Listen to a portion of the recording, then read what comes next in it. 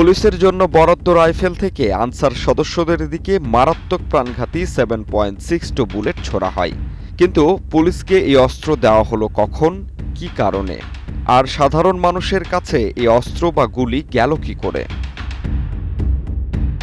অন্তর্বর্তী সরকার গঠনের পরপরই জুলাই অভ্যুত্থানের সময়কার এমন কিছু ঘটনা নিয়ে প্রশ্ন তোলেন সাবেক স্বরাষ্ট্র উপদেষ্টা সাখাওয়াত হোসেন।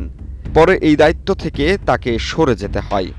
সম্প্রতি বেসরকারি টিভি চ্যানেলের সঙ্গে সাক্ষাৎকারে এ নিয়ে বিস্তারিত কথা বলেন তিনি।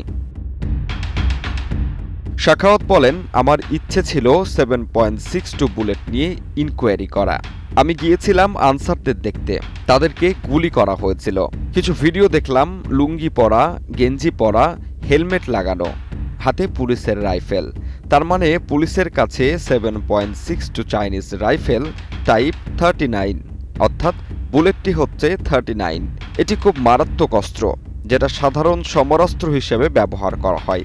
পরবর্তীতে দায়িত্বে না থাকায় তদন্তের সুযোগ পাননি বলে জানান সাখাওয়াত। সাবেক উপদেষ্টা আরও বলেন, আমার কাছে এমনও ছবি আছে যে সন্দেহজনক, যে এরা কারা। এদের গঠন আমাদের মতো না।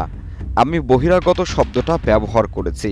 আমাদের দেশে স্নাইপার আছে, পুলিশের কাছে আছে, সেনাবাহিনীর কাছেও রয়েছে, কিন্তু এত ট্রেন্ড স্নাইপার কয়েকজনকে তো দেখলাম হেলিকপ্টারে করে নিয়ে যাওয়া হয়েছে।